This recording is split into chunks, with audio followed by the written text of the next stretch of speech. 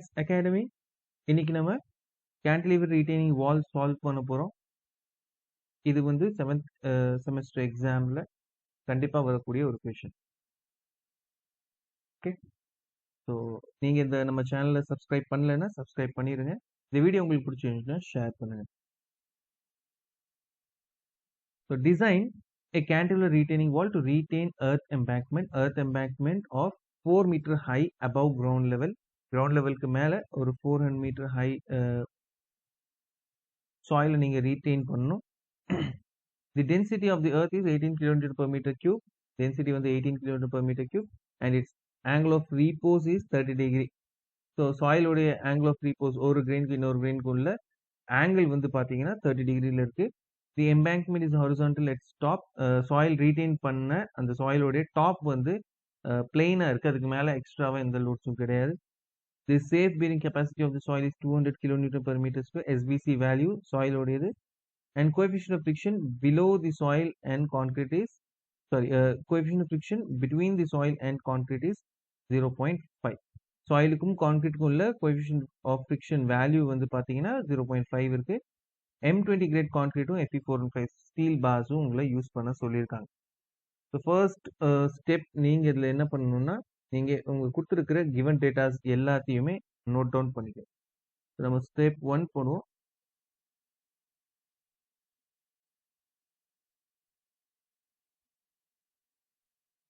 So step 1 given data எழுதிக்கோங்க. given data height of soil above ground level எவ்வளவு கொடுத்துருக்காங்க கொஸ்டின்ல 4 மீட்டர் கொடுத்துருக்காங்க.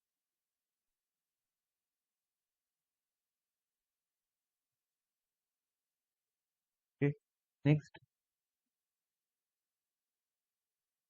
density of soil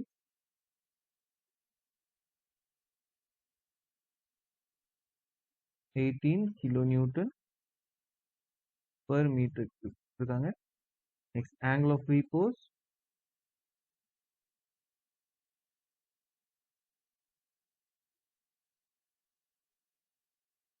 30 டிகிரி கொடுத்துருக்காங்க. SBC of soil 200 kilonewton per meter cube கொடுத்துருக்காங்க. coefficient of friction value mu value 0.5. okay, M20 grade concrete and Fe415 steel use பண்ண சொல்லியிருக்காங்க. இந்த datas எல்லாம் உங்களுக்கு வந்து கொடுத்துருக்காங்க. இதுல ஸ்டெப் 2 என்ன ஆகும்னா உங்களுக்கு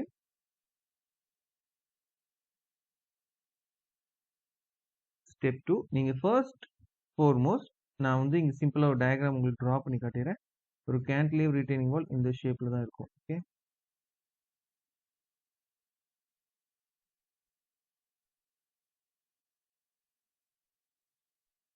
இந்த ஷேப்ல இருக்கும். இந்த போர்ஷனுக்கு பேர் வந்து ஸ்டெம். சரியா, இதுதான் வந்து சாயில ரிட்டைன் பண்ணும். இங்க வந்து சாயில் இருக்கும் உங்களுக்கு.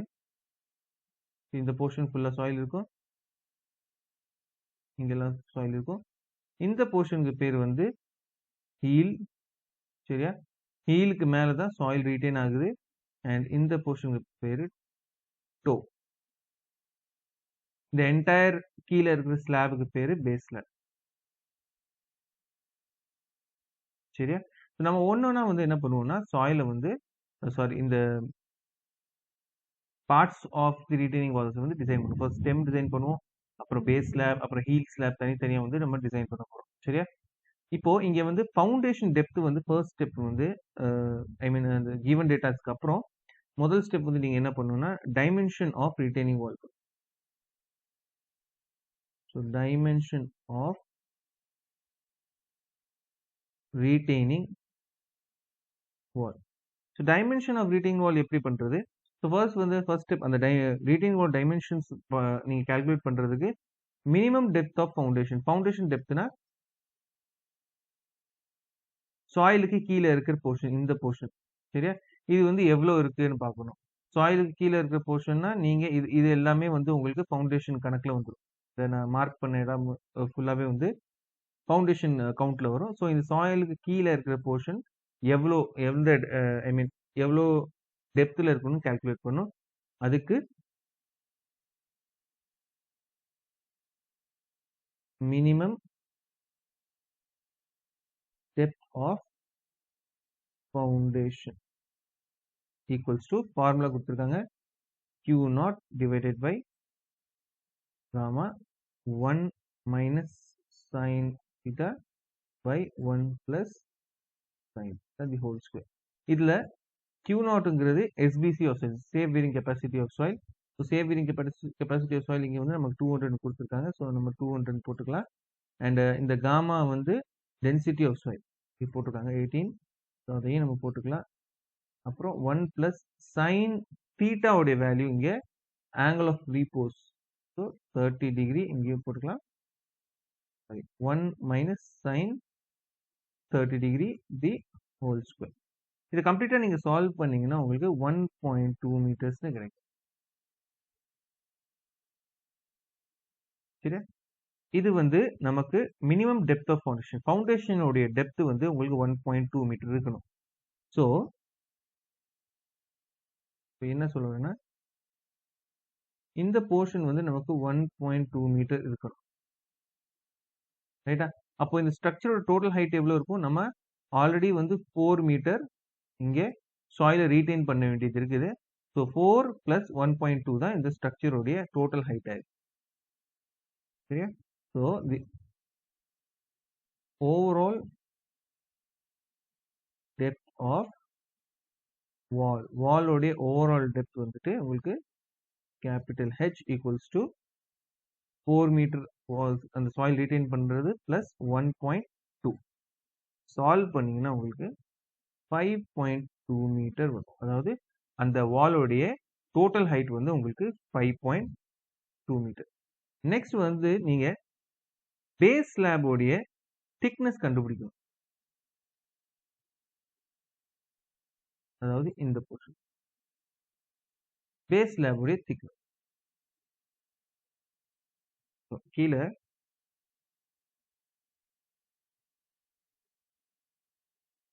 Thickness of base slab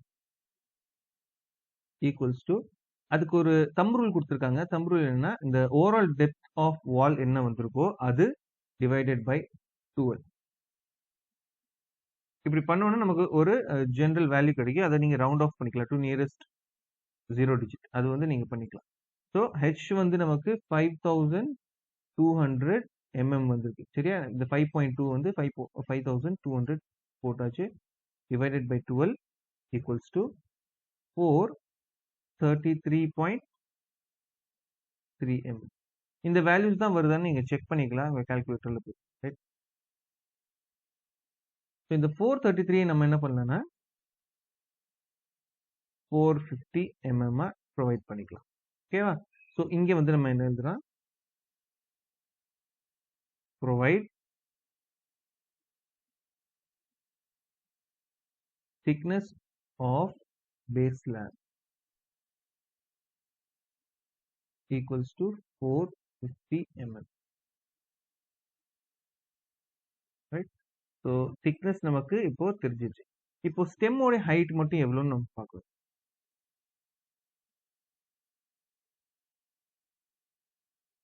height of stem. ஏன் ஸ்டெம் ஓட ஹைட் மட்டும் பார்க்கணும்னா இங்க போட்டுக்கலாம்.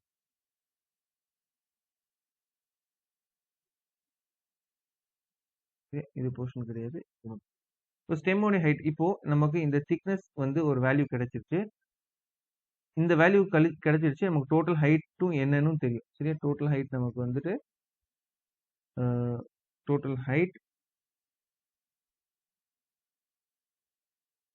5.2. டோட்டல் ஹைட் வந்து 5.2 அண்ட் இந்த போர்ஷன் வந்து 0.45. சாரி, சரி, 0.45 தெரியும். அப்போ நமக்கு இந்த ஸ்டெம்மோட ஹைட் மட்டும் எவ்வளோன்னு நமக்கு தெரியும். ஓகேவா? ஸ்டெம்மோட ஹைட் மட்டும். ஹைட் ஆஃப் தி ஸ்டெம் என்ன ஆகும்? அப்போ நமக்கு அதை வந்து நம்ம ஸ்மால் ஹெச் கன்சிடர் பண்ணிட்டு டோட்டல் ஹைட் மைனஸ் 0.45 பண்ணீங்கன்னா உங்களுக்கு 4.75 மீட்டர் வருது. இது ஏன் நம்ம ஸ்டெம்மோட ஹைட் மட்டும் எடுக்கிறோம்னா ஸ்டெம்மை வந்து நம்ம டிசைன் பண்ண போறோம் நெக்ஸ்ட் ஸ்டெப்ல. ஸோ அதனால ஸ்டெம்மோட டைமென்ஷன்ஸ் வந்து ஃபர்ஸ்ட் வந்து நம்ம என்னென்னங்கிறது பார்த்துக்கலாம். அடுத்து width ஆஃப் பேஸ்ல இந்த width எவ்வளோன்னு பார்க்கணும். அதுக்கு ஒரு தம்ப் ரூல் இருக்கு. So width of base slab equals to 0.5h அதுலேருந்து 0.6h வரைக்கும் நீங்க எடுத்துக்கலாம். சரியா? ஸோ நம்ம என்ன பண்ணலாம், 0.5h எவ்வளோன்னு கால்குலேட் பண்ணிட்டு 0.6h இது ரெண்டுமே கால்குலேட் பண்ணலாம். ரெண்டுமே கால்குலேட் பண்ணிட்டு இதுக்கு நடுவில் இருக்கிற ஏதாவது வேல்யூ வந்து நம்ம சூஸ் பண்ணிக்கலாம். 0.5h பண்ணீங்கன்னா கேபிட்டல் ஹெச், அதாவது 0.5 இன்டூ 5.2 பண்ணீங்கன்னா உங்களுக்கு 2.6 மீட்டர் வரும்.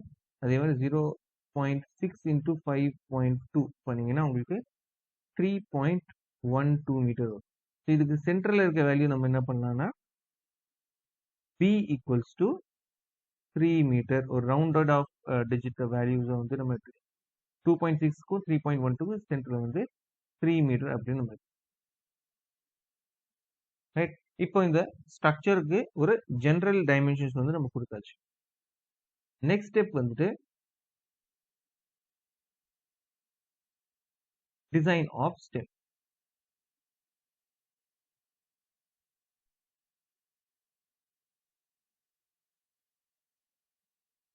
ஜெனரல் எக்ஸாம்ஸ்ல வந்து இந்த டிசைன் ஆஃப் ஸ்டெம் வரைக்கும் நிறைய கொஸ்டின்ஸ் வந்து கேட்டிருக்காங்க. ஏன்னா ப்ராப்ளம் கொஞ்சம் லென்தி ப்ராப்ளம்னால இது வந்து கேட்பாங்க.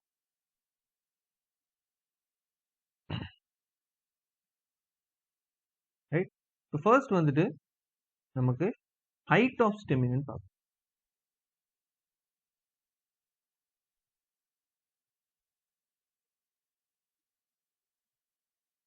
ஹைட் ஆஃப் ஸ்டெம் வந்து நம்ம ஆல்ரெடி கால்குலேட் பண்ணி வச்சிருக்கோம், 4.75 மீட்டர். கரெக்டா? ஸோ மேக்ஸிமம் ஒர்க்கிங் மூமெண்ட் இன் ஸ்டெம், மூமெண்ட் வந்து எவ்வளோ வருது இந்த ஸ்டெம்ல, இந்த ஹைட்ல தான் இந்த மொத்த சாயிலும் ரீட்டைன் ஆகுது. ஸோ இதுல ஒர்க்கிங் மூமெண்ட் எவ்வளோ வருது டியூ டு சாயில்ஸ் ப்ரெஷர் அப்படின்னு நம்ம பார்த்தோம்னா, ஸோ மேக்ஸிமம் மூமெண்ட் இன் ஸ்டெம், அதுக்கு ஒரு ஃபார்முலா கொடுத்துருக்காங்க. MA equals to KA into gamma into small h cube by, so maximum moment in stem வந்து பாத்தீங்கன்னா KA gamma h cube by 6 இந்த ஃபார்முலா கொடுத்துருக்காங்க. இந்த ஃபார்முலா பேஸ் பண்ணி நம்ம வந்து KA ஃபர்ஸ்ட் வந்து கால்குலேட் பண்ணணும். So KA equals to 1 minus sin theta by 1 plus sin theta. நீங்க theta எழுதிக்கலாம் இல்லை sin எழுதிக்கலாம், அது உங்களுடைய இஷ்டம். So sin theta and sin 30 நீங்க ரெண்டு இடத்தையும் சப்ஸ்டியூட் பண்ணீங்கன்னா உங்களுக்கு 1/3 கிடைக்கும். ஸோ கொஸ்டின்ல எப்பவுமே 30 டிகிரி கொடுத்துருந்தாங்கன்னா உங்களுக்கு கேவோட வேல்யூ 1/3 ஆயிரும். இது ஞாபகம் வச்சுக்கோங்க. ஸோ ரிமைனிங் எல்லாமே நமக்கு வந்து இருக்கு, டேட்டாஸ் இருக்கு. ஸோ அதை வந்து நம்ம சால்வ் பண்ணி ஆன்சர் பண்ணலாம். கேவோட வேல்யூ 1/3 இன்டூ காமாவோட value 18 unit weight of soil multiplied by H, small H உடைய வேல்யூ. ஸ்மால் ஹெச் உடைய வேல்யூ வந்து நமக்கு, அதாவது ஸ்டெம் உடைய வேல்யூ மட்டும் பார்த்தீங்கன்னா 4.75 கியூப் பை 6. ஓகே, இதை சால்வ் பண்ணுங்க. சால்வ் பண்ணா உங்களுக்கு 107.17 கிலோமீட்டர் வரும். 107.17 கிலோ நியூட்டன் மீட்டர் வரும். ஓகே, ஸோ அதை நீங்க ஃபேக்டர் பெண்டிங் மூமெண்ட் பண்ணணும். இதை வந்து நீங்க மூமெண்ட் கண்டுபிடிச்சிருக்கீங்க, இனிமே வந்து நீங்க ஃபேக்டர் பெண்டிங் மூமெண்ட் கண்டுபிடிக்கணும். So the factor bending moment equals to mu equals to 1.5 ஆல நீங்க இந்த மூமெண்ட்டை multiply by 107.17 equals to 160.75. 160.75 kilonewton meter. Right? So இது வந்து factored bending moment. இந்த factored bending moment பேஸ் பண்ணி தான் நம்ம வந்து இந்த ஸ்டெம்மோடைய திக்னஸ், அதாவது ஸ்டெம்மோட டெப்த்தை வந்து நம்ம கண்டுபிடிக்கிறோம். அந்த ஸ்டெம்மோட டெப்த் கண்டுபிடிக்கிறதுக்காக உங்களுக்கு ஃபார் FE415, இந்த FE415 ஸ்டீலுக்கு டெப்த் கண்டுபிடிக்கிறதுக்காக ஒரு formula, root over mu divided by 0.138 FCK B. இது D கால்குலேட் பண்றதுக்கான ஃபார்முலா கிடையாது. ஆக்சுவலா இந்த ஃபார்முலா வந்து mu equals to னு வரும். ஓகேவா? mu equals to m equals to 0.138 FCK BD square. இந்த ஃபார்முலாவை தான் நம்ம D கால்குலேட் பண்றதுக்காக இந்த மாதிரி இன்டர்சேஞ்ச் பண்ணி வேல்யூ மாத்திருக்கோம். இதை வந்து இப்போ கால்குலேட் பண்ண போறோம். ஸோ mu ஓட வேல்யூ நம்ம இங்க என்ன கண்டுபிடிச்சிருக்கோமோ அதை வந்து சப்ஸ்டிட்யூட் 160.75 கிலோ நியூட்டன் மீட்டரை நியூட்டன் mm கன்வெர்ட் பண்றதுக்காக 10 பவர் 6 போட்டுக்கிறோம், divided by 0.138 into FCK value 20 into B ஓட வேல்யூ 1000. B வேல்யூ வந்து 1000 தான் இருக்கும் எப்பவுமே நீங்க கால்குலேட், ரைட்? இதை கால்குலேட் பண்ணீங்கன்னா உங்களுக்கு ஆன்சர் வந்து 241 சாரி 241.5 வரும்.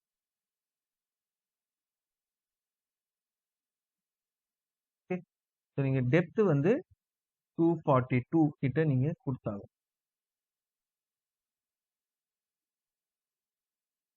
பட் நம்ம இந்த ப்ராப்ளம் வந்து எப்படி அசியூம் பண்ணியிருக்கோம்னா, இந்த கேன்டிலீவர் ரிட்டைன் வால் எப்பவுமே இதை அசியூம் பண்ணல, அசியூம் பண்ணிக்கோங்க. இந்த ஸ்லாபோட திக்னஸ் என்ன இருக்கோ அதுதான் நம்மளுடைய ஸ்டெம்மோட திக்னஸாகவும் இருக்கும். அதான் ஸ்டார்டிங்ல அசியூம் பண்ணிடுவோம். சரியா? இது செக் பண்றதுக்காக நம்ம இந்த ஒர்க்கிங் மூமெண்ட் இந்த மூமெண்ட்டுக்கு ஆக்சுவலா எவ்வளவு தேவைப்படுது, 242 mm தேவைப்படுது. பட் நம்ம இங்க ஸ்லாப்க்கு வந்து 0.45 கொடுத்துருப்போம். அதே மாதிரி ஸ்டெம்மோட திக்னஸ் 0.45 கொடுப்போம். சரியா? நம்ம கொடுத்துருக்கிற திக்னஸ்ன்னு பாத்தீங்கன்னா 0.45, தேவை எவ்வளவு 242, கொடுத்துருக்கிறது 450. அப்போ தேவையை விட நம்ம கொஞ்சம் அதிகமாவே கொடுத்துருக்கோம். அதனால இந்த பீம் வந்து சாரி இந்த ஸ்டெம் வந்து இந்த மூமெண்ட்டுக்கு கரெக்டா இருக்கும், ஐ மீன் ஸ்டேபிளா இருக்கும். சரியா? ஸோ பாட்டம்ல 0.45 கொடுத்தோம்னா டாப்ல வந்து நம்ம எப்பவுமே கம்மியாக தான் கொடுப்போம். ஏன்னா அங்க வந்து ப்ரெஷர் மூமெண்ட் வந்து ரொம்ப இருக்காது, அதனால அதோட சைஸும் கம்மி பண்ணிக்கலாம். ஸோ இது வந்து 0.2 கிராஜுவலா ஸ்லோப்டா இருக்கும் இந்த போர்ஷன். சரியா? ஸோ நீங்க இங்க ஒரு லைன் எழுதிக்கலாம். hence the assumed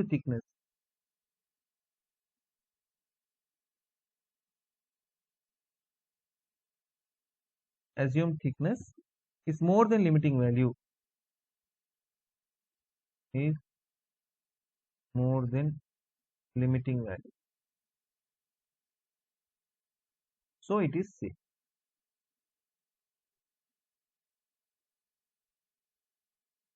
okay, so இது முடிஞ்சதுக்கு அப்புறம் நீங்க மெயின் ரீஇன்ஃபோர்ஸ்மெண்ட் கால்குலேட் பண்ணணும். அதாவது இந்த மூமெண்ட்னால இந்த பீம் இந்த ஸ்ட்ரக்சரை வந்து ஓவர் டர்ன் பண்ணும். சரியா? ஸோ அந்த ஸ்டெம்க்கு வந்து நீங்க இந்த மூமெண்ட் வரதுனால ஒரு ரீஇன்ஃபோர்ஸ்மெண்ட் கொடுக்கும் இல்லையா?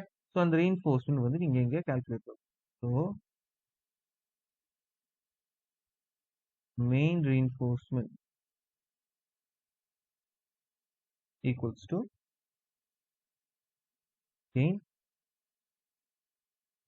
mu இந்த ஃபார்முலா பேஸ் பண்ணி தான். Okay, so 0.87 into Fy into AST multiplied by small d bracket open 1 minus AST into Fy divided by B into D into FC. So இதை வந்து நீங்க சால்வ் பண்ணி ஏஎஸ்டி என்னன்னு கண்டுபிடிக்கும். என்னென்ன டேட்டா நமக்கு தெரியும்? எஃப்ஐ வேல்யூ தெரியும், டி தெரியும், ரைட்? பி, டி, எஃப்சிக்கு இந்த வேல்யூ தெரியும். ஸோ இந்த எல்லா வேல்யூவும் நம்ம சப்ஸ்டியூட் பண்ணிட்டு டியை வந்து கால்குலேட் பண்ணுவோம். D, okay. இந்த டியை கால்குலேட் பண்ணுவோம். இப்போ நமக்கு இதுல என்ன தெரியாதுன்னா ஸ்மால் டி தெரியாது, சரியா? இந்த ஸ்டெம் நான் சொல்லியிருந்தேன், இந்த ஸ்டெம் இப்படி இருக்கும் இல்லையா? இதுல வந்து கேபிட்டல் டி வந்து 450 நமக்கு தெரியும், பட் ஸ்மால் டி என்னன்னு தெரியாது. ஸோ கவர் வந்து நம்ம என்ன பண்ணலாம், இதுல 50 mm கவர் அப்படி இருக்குன்னு அசியூம் பண்ணிட்டு ரிமைனிங் போர்ஷனை வந்து நம்ம ஸ்மால் டியா எடுத்துக்கலாம். அசியூமிங்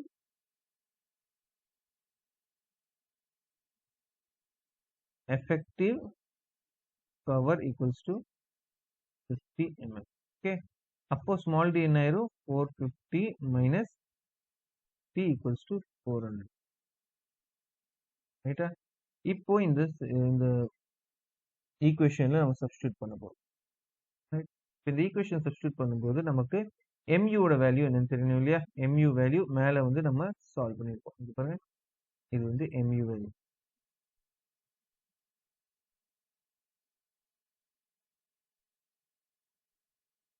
இது வந்து mu ஓட.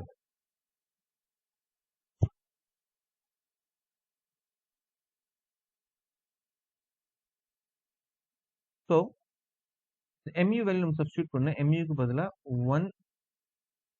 161 into 10 power 6 equals to 0.87 into fy க்கு பதிலா 415 into AST.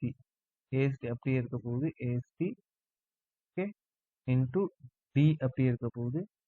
சாரி, D வந்து நமக்கு தெரியும், அதனால 400, okay, 1 minus AST multiplied by FI value 415 divided by B ஓட வேல்யூ நான் சொல்லியிருந்தேன் ஏற்கனவே 1000 தான் நம்ம எழுதணும், into 400 again D ஓட வேல்யூ into FCK ஓட வேல்யூ 20. ஓகேவா? இந்த ஈக்குவேஷனை நம்ம சால்வ் பண்ணோம்னா நமக்கு AST area of steel value எவ்வளோ வரும்? 1188 mm². ஓகே, இந்த வேல்யூ நீங்க செக் பண்ணிக்கலாம். இப்போ கால்குலேட்டர்ல சால்வ் பண்ணிட்டு நீங்க செக் பண்ணிக்கோங்க. இதை இப்போ நமக்கு இந்த ஸ்டெம்ல கொடுக்குற டோட்டல் ரீஇன்ஃபோர்ஸ்மெண்ட் 1180 இருக்கு. இதுல எவ்வளோ பாஸ், என்ன பாஸ் யூஸ் பண்ணணும், எவ்வளோ பாஸ் யூஸ் பண்ணணும் நம்ம கால்குலேட் பண்ணணும். ஸோ ப்ரொவைட் 12 mm பாஸ் அப்படின்னு நம்ம ஃபர்ஸ்ட் அசியூம் பண்ணிக்கிறோம். 12 mm பாஸ் யூஸ் பண்ண போறோம். அப்போ ஸ்பேசிங் எவ்வளவு இருக்குன்னு பார்ப்போம். Spacing equals to